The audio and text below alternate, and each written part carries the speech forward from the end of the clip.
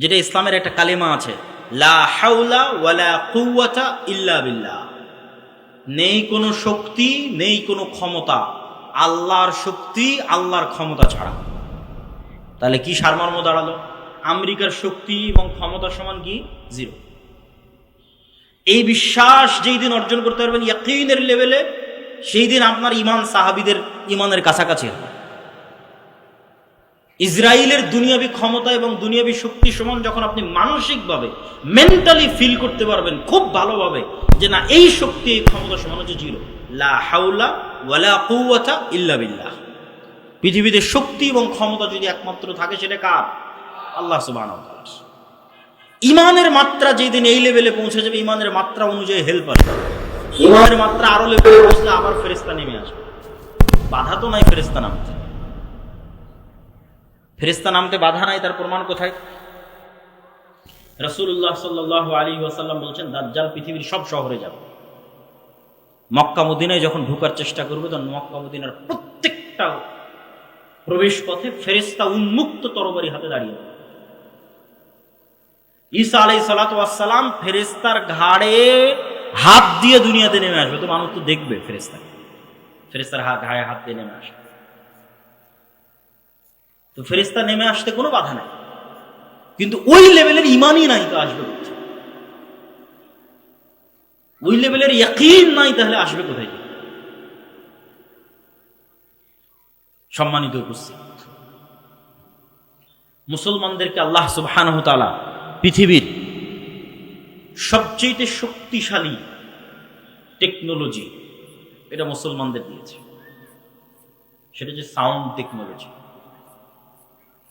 এটাও বুঝার সুবিধার্থে বলতেছে, যাতে ধারণ করতে পারেন আমার কথাটাকে যে আমি কি বলতেছি। আল্লাহ সুবহানাহু ওয়া তাআলা পৃথিবীকে সৃষ্টি করেছেন আওয়াজ দিয়ে, কুন ফায়াকুন, হও হয়ে যাও। আল্লাহর আওয়াজ যথেষ্ট। আল্লাহ সুবহানাহু ওয়া তাআলা পৃথিবীকে ধ্বংস করবেন আওয়াজ দিয়ে। ইসরাফিল যখন বাঁশিতে ফু দিবে আওয়াজ তৈরি হবে। ওই আওয়াজ আকাশ বুঝতে পারবে, ওই আওয়াজ সূর্য বুঝতে পারবে, ওই আওয়াজ চন্দ্র বুঝতে পারবে। এগুলো আওয়াজ রিসিভ করা মাত্র চূর্ণ বিচূর্ণ হয়ে যাবে, কেন ওইভাবে সেট আপ করা আছে, ওইভাবে ইনস্টল করা আছে। আমার গায়ের এই জামারও আওয়াজ বুঝার সক্ষমতা আছে, এই মাইকেরও আওয়াজ বুঝার সক্ষমতা আছে, কিন্তু কোন আওয়াজ বুঝে আমি জানি।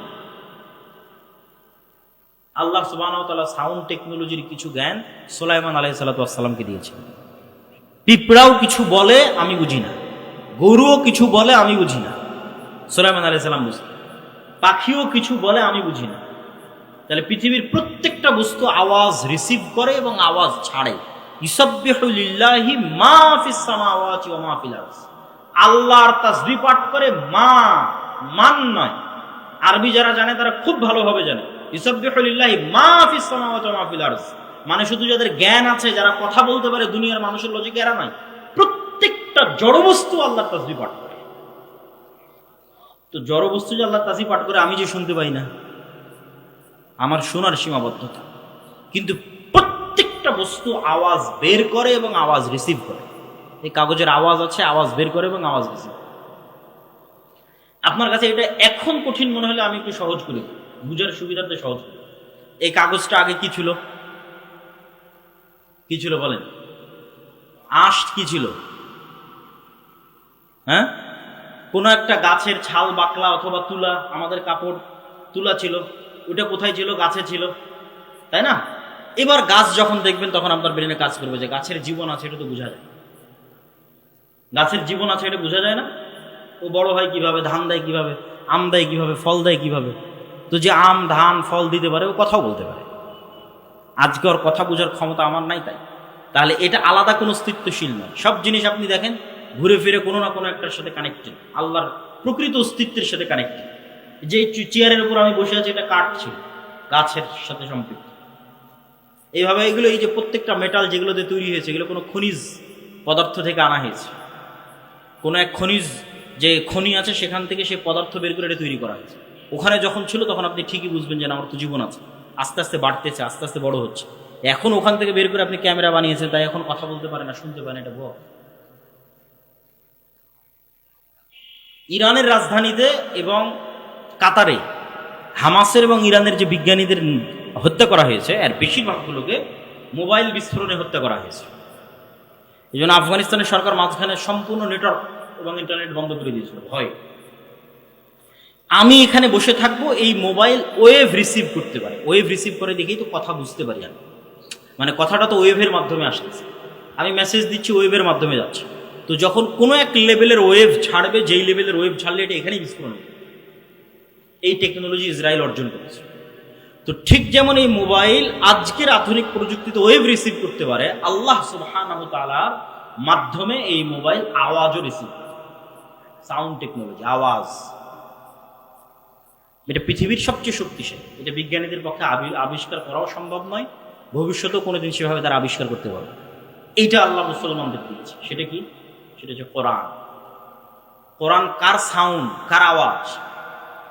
এটা আল্লাহর আওয়াজ, সাউন্ড। কোরআন যেটা আমরা তেলাওয়াত করতেছি এটা স্বয়ং আল্লাহর আওয়াজ, স্বয়ং আল্লাহ সুবহানাহু ওয়া তাআলার সাউন্ড।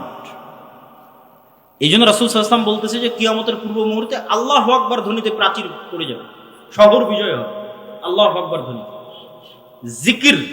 জিকির এই জন্য খুব পাওয়ারফুল। জাকারিয়া আলাইহিস সালাতু ওয়াস সালাম যখন আল্লাহ সুবহানাহু ওয়া তাআলার কাছে চাইলেন সন্তান, বার্ধক্য বয়স, তা আল্লাহ সন্তানের ওয়াদা দিলেন, তিনি বুঝতে পারছেন না কেমনে সন্তান। তখন আল্লাহ বলছেন তুমি সকাল সন্ধ্যে জিকির করো, এই সকাল সন্ধ্যে জিকিরই এই অসম্ভবকে সম্ভব করে দিবে যে বার্ধক্য বয়সে তোমার বন্ধা স্ত্রী সন্তান হয়ে যাবে। কেন? সকাল সন্ধ্যার জিকির তো সাউন্ড তৈরি করবে, লা ইলাহা ইল্লাল্লাহ, লা হাওলা ওয়ালা কুওয়াতা ইল্লা বিল্লাহ, সুবহানাল্লাহি ওয়া বিহামদিহি সুবহানাল্লাহিল আযীম। তো এই সাউন্ডগুলো যেমন এখন ইনস্ট্যান্ট ওয়েভের মাধ্যমে আমেরিকা পৌঁছে যাচ্ছে, কোনো না কোনোভাবে এগুলো সরাসরি আল্লাহ সুবহানাহু ওয়া তাআলার কাছে পৌঁছে যাচ্ছে, সাথে সাথে আল্লাহ সুবহানাহু ওয়া তাআলার সাথে সাথে শুনতে পাচ্ছে। তখন এগুলো পুনরায় এগুলোর প্রভাব পৃথিবীতে ফিরে আসতেছে। কোরআন তেলাওয়াত করতেছেন, এটা শক্তি, পাওয়ার হাউস। কোরআন বুঝা, কোরআনের জ্ঞান অর্জন করা, সালাত আদায় করা, এগুলো হচ্ছে মুসলমানদের শক্তির জায়গা। ঈমান বিল গায়েব, এগুলো হচ্ছে মুসলমানদের শক্তির জায়গা। সম্মানিত উপস্থিতি, ফেরেশতার অস্তিত্বের উপর বিশ্বাস স্থাপনের একটা উদাহরণ দিয়ে আজকের বক্তব্যের শেষের দিকে যাব। এতক্ষণ তো ফেরেশতাদের ঈমান বিল গায়েবের একটা পার্টের আলোচনা করেছি আজকে, সেটা হচ্ছে ফেরেশতাদের অস্তিত্ব। 6টা ঈমান বিল গায়েব। আমাদের একটা বই আসতেছে সামনে, আল্লাহর পথে যাত্রা, আগামী 6-7 নভেম্বর সালাফি কনফারেন্সে কিছু কপি পাওয়া যাবে। আগামী 6-7 মানে এই 3-4 দিন পরে, আগামী বৃহস্পতিবার শুক্রবার, এখান থেকে বেশি দূরে নয়, আল জামিয়া সালাফি ডাঙ্গিপাড়া পাওয়ার আছে। দেশ বিদেশের আলেম ওলামা উপস্থিত থাকবে, আপনাদের দাওয়াত থাকলে উপস্থিত হবেন তো ইনশাআল্লাহ। তো ওখানে আমাদের এই ঈমান বিল গায়েব এবং ইসলামের যে 5টা আরকান আছে, এই পুরো বিষয়ের উপর একটা বই আসতেছে, আল্লাহর পথে যাত্রা, যেটা কিছু কপি পাওয়া যাবে ইনশাআল্লাহ। তো সেখানে আরো বিস্তারিত আলোচনা আছে। তো আমি যেটা বলছিলাম, ফেরেশতার অস্তিত্বের উপর আলোচনা করলাম, বাস্তবে কেমনে প্র্যাকটিক্যালি দেখবেন ফেরেশতা আছে, এটার একটা উদাহরণ দিই, একটা হোমওয়ার্ক দিই, একটা বাড়ির কাজ দিই। যদি বাস্তবে করেন আপনি দেখবেন যে হ্যাঁ, ফেরেশতার অস্তিত্বের আপনি সন্ধান পেয়ে যাবেন। সেটা হচ্ছে, কোথাও যদি বিমানের টিকিট থাকে, ট্রেনের টিকিট থাকে, বাসের টিকিট থাকে, পরীক্ষা থাকে, ভাইভা থাকে, তাহলে যেই লেভেলের নিয়ত থাকে, আজকে আর 11টায় ট্রেন আছে, বিমান আছে, ধরতে হবে, ওর চাইতে বেশি লেভেলের নিয়ত করবেন যে আগামীকাল ফজরের সালাত আছে, উঠতে হবে। নিয়তের মাত্রাটা হবে এর চাইতে বেশি লেভেল। প্লেন থাকলে, বিমান থাকলে, বাস থাকলে যেই লেভেলের নিয়ত হয় ধরা লাগবে, পরীক্ষা থাকলে, ভাইভা থাকলে তার চাইতে বেশি লেভেলের নিয়ত হবে যে আপনি ফজরের সালাত আদায় করবেন আগামীকাল। এখন আগামীকাল ফজরের সালাতে উঠবেন, তো আমরা ফেরেশতার অস্তিত্বের পরীক্ষা নিব, তাই না? তো ফেরেশতার অস্তিত্বের যেহেতু পরীক্ষা নিব, তাহলে তার মানুষকে বলার দরকার নাই যে ভাই, আব্বা আম্মা, ভাই বোন, যে আমাকে একটু ফজরে উঠিয়ে দিন। উঠানোর জন্য তো আল্লাহর ফেরেশতা আছে, আপনাকে উঠানোর জন্য আল্লাহর ফেরেশতা আছে, তার মানুষকে বলার কি দরকার? মোবাইলে অ্যালার্ম কেন দিবেন? ফেরেশতা তো আছে। আপনি ফেরেশতার একটু নিকটবর্তী হন, দেখেন যে বাস্তবে ফেরেশতা আপনাকে উঠিয়ে দেয় কিনা। আল্লাহ সুবহানাহু ওয়া তাআলার ফেরেশতা নিয়োজিত আছে। তো রাসূলুল্লাহ সাল্লাল্লাহু আলাইহি ওয়াসাল্লাম অসংখ্য হাদিসে বলছেন, কেউ যদি উজু অবস্থায় ঘুমায়, কেউ যদি আয়াতুল কুরসি পড়ে ঘুমায়, ঠিক আছে, ঘুমানোর যে সুন্নাতগুলো আছে এগুলো পালন করে ঘুমায়, তাহলে তার মাথার কাছে ফজর পর্যন্ত একজন ফেরেশতা বসে থাকে। বলেন আল্লাহু আকবার। এবার আপনি পরীক্ষা নেন যে ফেরেশতা বসে আছে আপনার মাথার কাছে, নিয়ত শুধু হবে ওই লেভেলের, আর কিচ্ছু করা লাগবে না। ব্যাস, মানুষকেও বলার দরকার না, অ্যালার্ম দেওয়ার দরকার না, ঠিক সময়ে ফেরেশতা আপনাকে উঠিয়ে দেবে। আপনি পরীক্ষা করে দেখেন কিভাবে উঠিয়ে দিবে, সেটার পরিবেশও ফেরেশতা তৈরি করবে। আল্লাহ এভাবেই তাদের দায়িত্ব দিয়ে দিয়েছে। এখন মশার কামড়ে আপনাকে উঠিয়ে দিবে, না বৃষ্টি ঝড়ের আওয়াজে আপনাকে উঠিয়ে দিবে, না অন্যদিন শয়তানের পর্দার কারণে আজান কানে ঢোকে না। তো আজকে ফেরেশতা বসে আছে, তো শয়তানের পর্দা কান থেকে সরে গেছে, ডাইরেক্ট আজানই কানে ঢুকে যাবে। আল্লাহু আকবার, আজান শুনে উঠে যাবে। আপনি দেখেন পরীক্ষা করে। আর শয়তান আছে কিনা তা পরীক্ষা করবেন কি আপনি, যে শয়তান যে আছে। এবং এই আপার লেভেলের মেশিন কালবকে নিয়ে যে শয়তান খেলাধুলা করে, কালব পরিবর্তনশীল, এত উচ্চ প্রযুক্তির মেশিন এটা যে প্রতি সেকেন্ডে পরিবর্তন, ধরা পাওয়া যায় না, কন্ট্রোলে রাখা যায় না, খুব ভয়ঙ্কর। তো আপনি 2 রাকাত সালাত আদায়ের নিয়ত করেন যে না 2 রাকাত সালাত আদায় করব, খুব কঠোর প্রস্তুতি নিয়ে, একদম ভয়ঙ্কর সিদ্ধান্ত নিয়ে 2 রাকাত সালাতে দুনিয়ার কোনো কথা মনে করব না। উজু করে নতুন জামা কাপড় গায়ে দিয়ে একাই এক আলাদা ঘরে লাইট বন্ধ করে দিয়ে, কোনো রকমের ডিস্ট্রাকশন নাই, মনোযোগ বিচ্ছিন্ন হতে পারে এরকম কিছু নাই, ফোন নাই, কিচ্ছু নাই, ছেলে মেয়ে নাই, নির্জন এলাকায় চলে গেছে। 2 রাকাত সালাত আদায় করবেন যেন দুনিয়ার কথা মনে না পড়ে।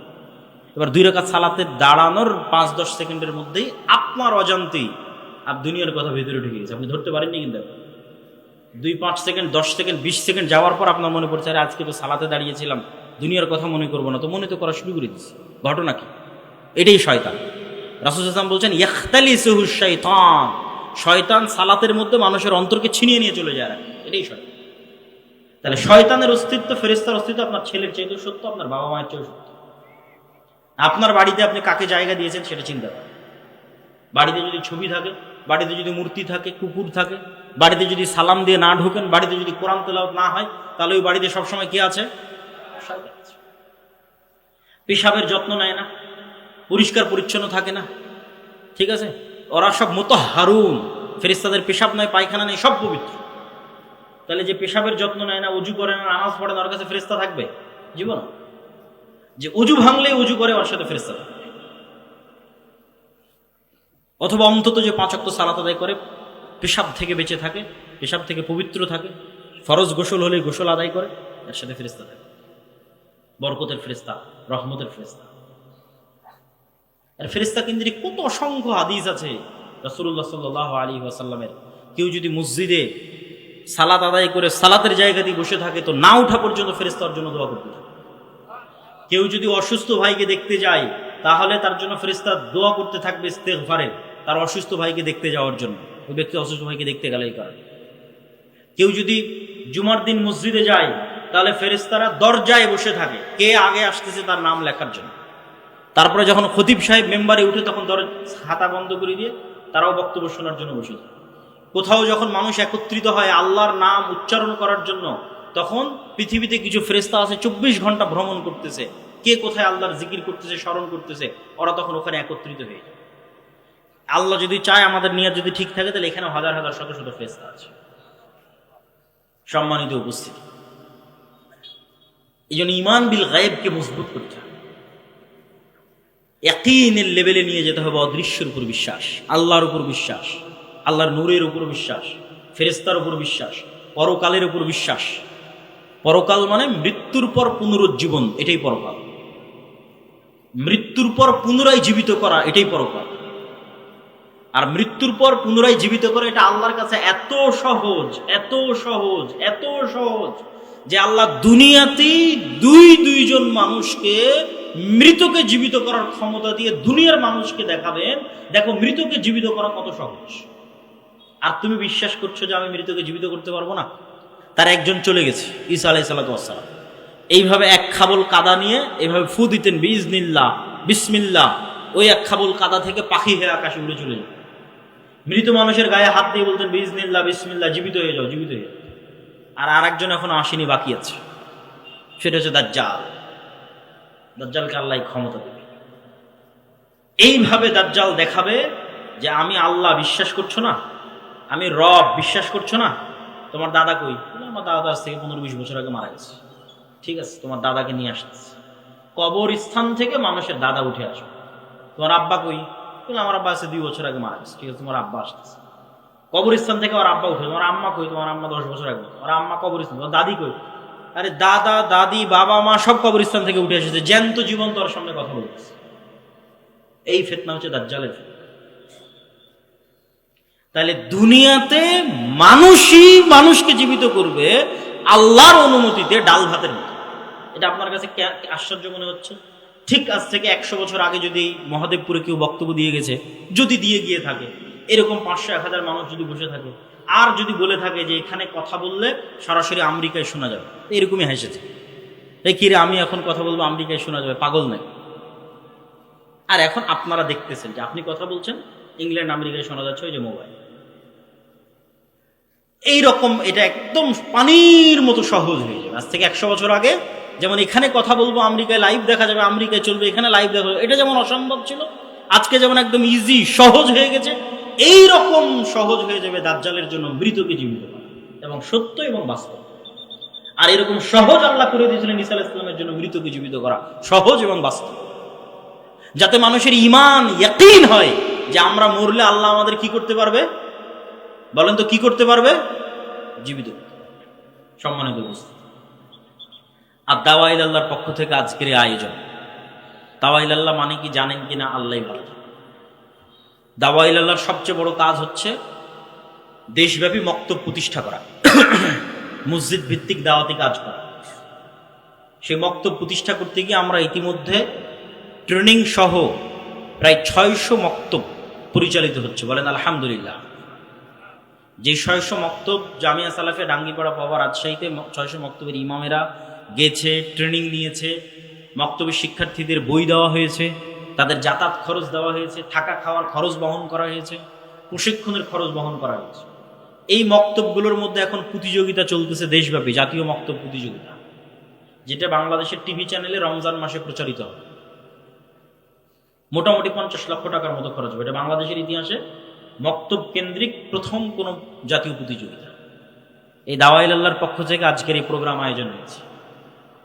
তো এই প্রোগ্রাম আয়োজনের ক্ষেত্রে আপনাদের স্বতঃস্ফূর্ত সহযোগিতা, হয়তো স্বেচ্ছাসেবক ভাইয়েরা আপনাদের মধ্যে যাবে, আমি যাওয়ার জন্য আহ্বান জানাচ্ছি। আমি আপনাদের স্বতঃস্ফূর্ত সহযোগিতা কামনা করি। কেন? যেমন পৃথিবীতে প্রত্যেকটা কাজের পাল্টা প্রতিক্রিয়া থাকে, এই প্রত্যেকটা কাজের প্রতিক্রিয়া আপনি কিয়ামতের মাঠে পাবেন। পৃথিবীতে কোনো কিছু হারায় না। বিজ্ঞানীরাও বলতেছে পৃথিবী থেকে কোনো কিছু ধ্বংস হয় না, শুধু পরিবর্তন।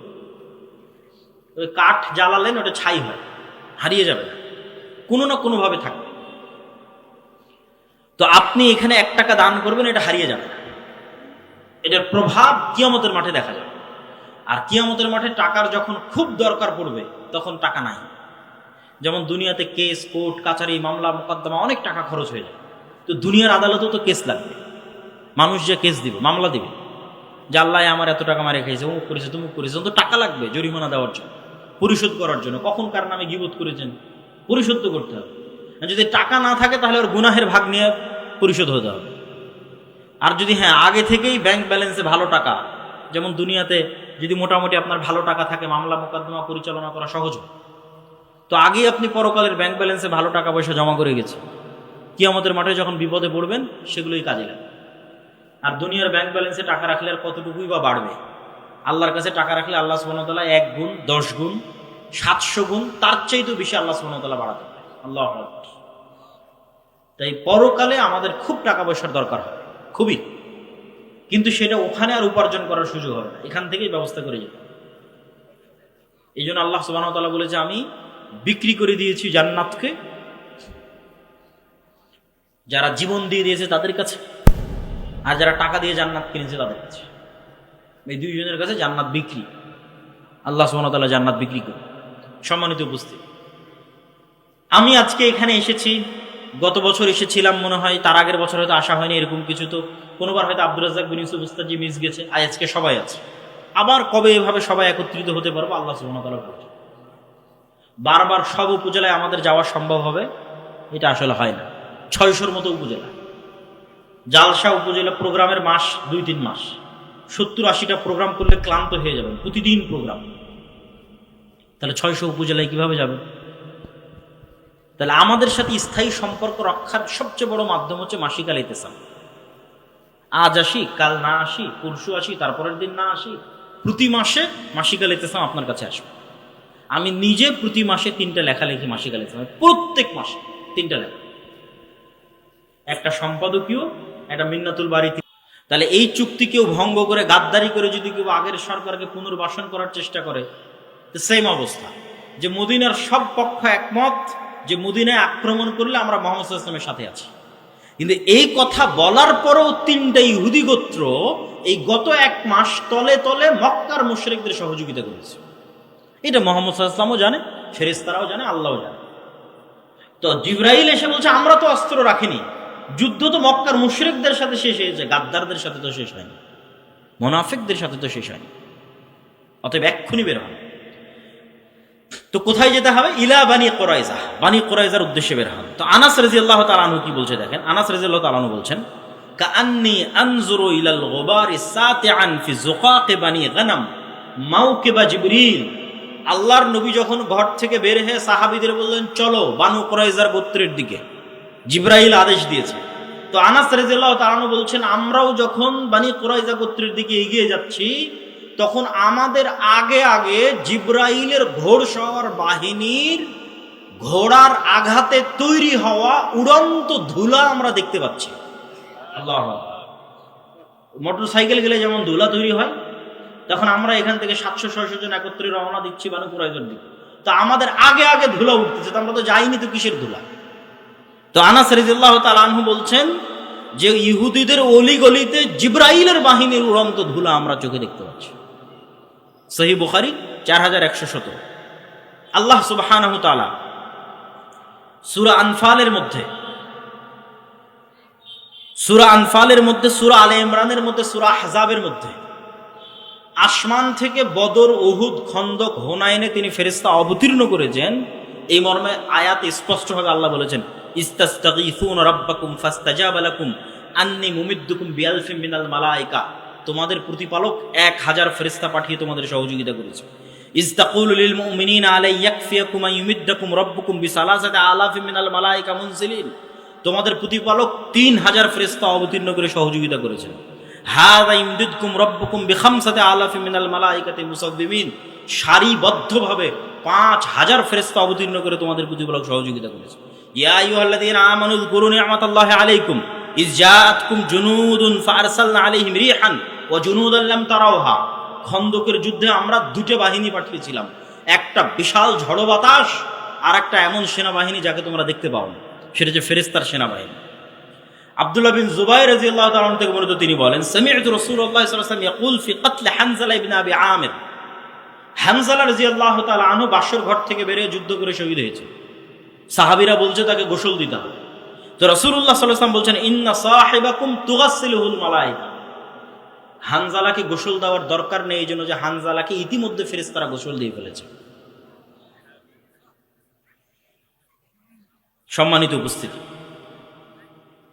আরো অসংখ্য হাদিস রাসূলুল্লাহ সাল্লাল্লাহু আলাইহি ওয়াসাল্লামের জীবদ্দশায় ফেরেশতাদের সংক্রান্ত পেশ করা যাবে। রাসূলুল্লাহ সাল্লাল্লাহু আলাইহি ওয়াসাল্লাম একদিন বসে আছে এরকম মাজমায়, একজন অপরিচিত ব্যক্তি আসলেন, এসে আল্লাহ নবীকে জিজ্ঞেস করছে, ইসলাম কি বলেন, ঈমান কি বলেন, ইহসান কি বলেন। সাহাবীরা বলছে, ওর চেহারায় সফরের আলামত নাই এবং আমরা কোনোদিন দেখিনি। এখনকার মদিনা যত ছোট, সেই কালের মদিনা আরো ছোট, হাতে গোনা যায় একটা গ্রামের মানুষকে। এক গ্রামের সবাই সবাইকে চেনে, 500-600 মানুষ, 500-600 ঘর, সবাই চেনে। তা আমরা চিনিও না, আর এ তো বিমান আর রকেটের সফর নয়, মরুভূমির সফর, সফরের আলামত না। একদম ইস্ত্রি করা সাদা ধবধবে জামা গায়ে দিয়ে আসলে যেমন হয়, আমরা তো গাড়িতে আসছি, তবুও কত সফরের আলামত গায়ে লেগে আছে। তো যখন জিজ্ঞেস করে শেষে বিদায় নিয়ে চলে গেল, তখন রাসূল জিজ্ঞেস, জানো কে ছিল? বলে, না, আপনি এবং আল্লাহ ভালো জানেন। তো বলে, জিবরাইল এসেছিল তোমাদেরকে দিন শেখানোর জন্য। তাহলে ওনারা স্বচক্ষে ফেরেশতাদের দেখতেছে, ফেরেশতাদের অস্তিত্বকে স্বচক্ষে দেখছে, ফেরেশতাদের অস্তিত্বের প্রভাব স্বচক্ষে দেখছে, স্বচক্ষে অনুভব করছে। রাসূলুল্লাহ সাল্লাল্লাহু আলাইহি ওয়াসাল্লাম বলছেন আজকে জিবরাইল আসেনি। কেন আসেনি? বাড়িতে মূর্তি এই জন্য, ছবি এই জন্য, ছবি সরাও জিবরাইল আসবে। লা ইয়াদখুলুল মালায়েকাতু ফি বাইতিন, ওই বাড়িতে ফেরেশতা প্রবেশ করে না যে বাড়িতে কুকুর আছে আর ছবি আছে। রাসূলুল্লাহ সাল্লাল্লাহু আলাইহি ওয়াসাল্লাম বলছেন যে জিবরাইল আমাকে এত বেশি পরিমাণে মিসওয়াক করতে বলে, আমার মুখের গন্ধে জিবরাইলের কষ্ট হয়। আমার এবং আপনার কাছে মনে হয় কোনো গন্ধ নাই, কিন্তু ওই যে কুকুরের ঘ্রাণ শক্তি বললাম সূক্ষ্ম, তা আমার এবং আপনার কাছে মনে হচ্ছে কোনো গন্ধ নাই, কিন্তু এই মানবিক গন্ধই ফেরেশতাদের কষ্ট দেয়। তাহলে মুহাম্মদ সাল্লাল্লাহু আলাইহি ওয়াসাল্লামের পবিত্র মুখের গন্ধ যদি ফেরেশতারা কষ্ট পায়, তাহলে যে সারাদিন বিড়ি আর সিগারেট খাচ্ছে ওর কাছে ফেরেশতা থাকবে না শয়তান থাকবে? আবার বলেন, ওর কাছে ফেরেশতা থাকবে না শয়তান থাকবে? শয়তান। ফেরেশতা থাকার কোনো সুযোগ নাই। ও শয়তানের বন্ধু এবং শয়তানের গোলাম। ওর অন্তরের রূহ মারা গেছে, ওর মুখের রূহ মারা গেছে, এই নূর মারা গেছে, নাই। এটা চোখের পাওয়ার যেমন সত্য, ওই নূরের অস্তিত্ব তেমন সত্য। কানের শ্রবণ শক্তির পাওয়ার যেমন সত্য, ওই নূরের অস্তিত্ব তেমন সত্য। ওর হৃদয়ের নূরের অস্তিত্ব তেমন সত্য। সম্মানিত উপস্থিত, তাহলে সাহাবায়ে কেরাম গায়েবের উপর কঠোর থেকে কঠোর ঈমান রাখতেন। এই জন্য তারা কখনো দুনিয়ামুখী ছিলেন না। এই জন্য তারা কখনো ইসলামের বিজয়ের জন্য কম্প্রোমাইজ করেননি। কম্প্রোমাইজের আদর্শকে তারা অবলম্বন করেননি, কেননা তারা ঈমান বিল গায়েব ইয়াকিনের পর্যায়ে ছিল। আর আমাদের ঈমান বিল গায়েব নাই, এই জন্য আমাদের আজকে এই দশা। আপনাকে বুঝানোর সুবিধার্থে যদি আরো স্পষ্ট করে বলি যে মূসা আলাইহিস সালাতু ওয়াস সালাম তৎকালীন ফেরাউনের কাছে দুনিয়াবী শক্তিতে যতটা দুর্বল ছিল, আজকের ফিলিস্তিনের গাজার মানুষ অতটা দুর্বল নয় ইসরায়েলের কাছে। আরো যদি ঘুরিয়ে বলি, আজকের ইসরায়েলের কাছে ফিলিস্তিনের গাজার মানুষ যত দুর্বল, আজ থেকে 3000-4000 বছর আগে ফেরাউনের কাছে মূসা আলাইহিস সালাম তার চেয়ে শতগুণে বেশি দুর্বল ছিলেন দুনিয়াবী দিক থেকে, দুনিয়াবী শক্তি ক্ষমতার দিক থেকে। আরো যদি বুঝানোর জন্য বলি, আজ থেকে 1400 বছর আগে মুহাম্মদ সাল্লাল্লাহু আলাইহি ওয়াসাল্লাম এবং তার সাহাবীরা আবু বকর, ওমর, ওসমান, আলী রাদিয়াল্লাহু তাআলা আনহু, খালিদ বিন ওয়ালিদ, আমর ইবনুল আস, তারা পারস্য এবং রোমান সাম্রাজ্যের তুলনায় যতটা দুর্বল ছিল, আজকের সারা বিশ্বের মুসলমানেরা আমেরিকা ইউরোপের তুলনায় অতটা দুর্বল নয়। আরো সহজ করে বলি, আজকের সমগ্র বিশ্বের মুসলমানেরা আমেরিকা এবং ইউরোপের দুনিয়াবী শক্তির তুলনায় যতটুকু দুর্বল, তার চেয়ে শতগুণ দুর্বল ছিল মুহাম্মদ সাল্লাল্লাহু আলাইহি ওয়াসাল্লাম এবং তার সাহাবীরা, খালিদ বিন ওয়ালিদ এবং আমর ইবনুল আসেরা দুনিয়াবী শক্তির তুলনায় তৎকালীন রোমান এবং পারস্যের কাছে শতগুণ বেশি দুর্বল ছিল। তাহলে ওরা জিতলো কেমনে? ওদের জয় লাভের মূল রহস্য দুনিয়াবী নয়, কেননা দুনিয়াবী শক্তিতে এটা মোকাবেলা সম্ভব নয়। ফেরাউনের শক্তির সামনে মূসার শক্তি জিরো দুনিয়াবী শক্তিতে, সুতরাং বিজয় সম্ভব নয়। রোমান এবং পারস্য সাম্রাজ্যের শক্তির সামনে মুসলমানদের শক্তি জিরো, এখানে বিজয় সম্ভব নয়। আজকে মুসলমানদের শক্তি থাকার পরও মুসলমানদের বিজয় নাই কেন? খালিদ বিন ওয়ালিদ, আমর ইবনুল আস, এরা বদর, উহুদ, খন্দকে স্বচক্ষে ফেরেশতাদের সহযোগিতা দেখেছে, যে কিভাবে ফেরেশতা নেমে এসে যুদ্ধ করে মুহাম্মদ সাল্লাল্লাহু আলাইহি ওয়াসাল্লামের পক্ষে। আল্লাহর শক্তি এবং আল্লাহর ক্ষমতার উপর অগাধ আস্থা। ফলত যখন এরা যুদ্ধের ময়দানে অবতীর্ণ হয়েছে, তখন দুনিয়াবী শক্তির উপর ভরসা না আল্লাহর সাহায্য সহযোগিতার উপর ভরসা? আল্লাহর সাহায্য এবং সহযোগিতার উপর ভরসা। এই জন্য যুদ্ধের মাঠেও সালাত আদায়ের আদেশ, কেননা সালাত হচ্ছে পৃথিবীর সবচেয়ে বড় টেকনোলজি। আল্লাহ সুবহানাহু ওয়া তাআলার সাহায্যকে পৃথিবীতে টেনে নিয়ে আসতে পারে। বুঝার জন্য টেকনোলজি বলতেছি, যাতে বুঝার সুবিধার্থে হয়, আপনার ভাষা যাতে আপনার কাছে বুঝার সুবিধার্থে হয়, যে আল্লাহর সাহায্য পৃথিবীতে টেনে নিয়ে আসবে। এর সবচেয়ে শক্তিশালী টেকনোলজি হচ্ছে সালাত। এই জন্য যুদ্ধের মাঠেও সালাত আদায় করে, মানে দুনিয়াবী শক্তির কোনো কথা নেই। দুনিয়ার লজিকে তো সবাই মিলে ফায়ার করার কথা, বোমা বর্ষণ করার কথা, গুলি করার কথা, তীর চালানোর কথা, তরবারি চালানোর কথা, কিন্তু আল্লাহর লজিকে না। একদল যুদ্ধ করবে আর একদল সালাত আদায় করবে, কেননা ওইটার মাধ্যমে গায়েবী মদদ পৃথিবীতে নেমে আসবে। অদৃশ্য শক্তির মদত পৃথিবীতে নেমে আসবে। দুনিয়াবী শক্তি দিয়ে মুসলমানদের বিজয় সম্ভব নয়। তো আজকের মুসলমানদের সমস্যা হচ্ছে এরা না আল্লাহর উপর ভালোভাবে বিশ্বাস স্থাপন করে, না আল্লাহর শক্তি এবং ক্ষমতা সম্পর্কে জানে, না ফেরেশতার উপর কোনো বিশ্বাস আছে। আপনি নিজে চিন্তা করেন যে আজকে সাহাবীদের যে ঘটনাগুলো তুলে ধরলাম, এইটাতে কি মনে হয় যে সাহাবীরা ফেরেশতাকে কেমন বিশ্বাস করতেন, আর আমি এবং আপনি ফেরেশতাকে কেমন বিশ্বাস করি যে না ফেরেশতা আছে। শুধু তো মুখে বলেছে আমানতু বিল্লাহি ওয়া মালাইকাতিহি, ঈমান আনছে আল্লাহর উপর, ঈমান আনছে ফেরেশতার উপর। কি ওই ঈমান কিসের ঈমান?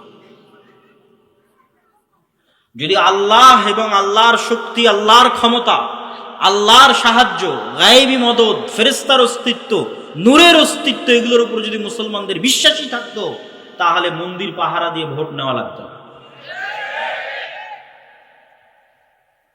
যখন এগুলোর উপর বিশ্বাস নাই, তখন দুনিয়াবী লজিকে বিজয় অর্জন করতে হবে।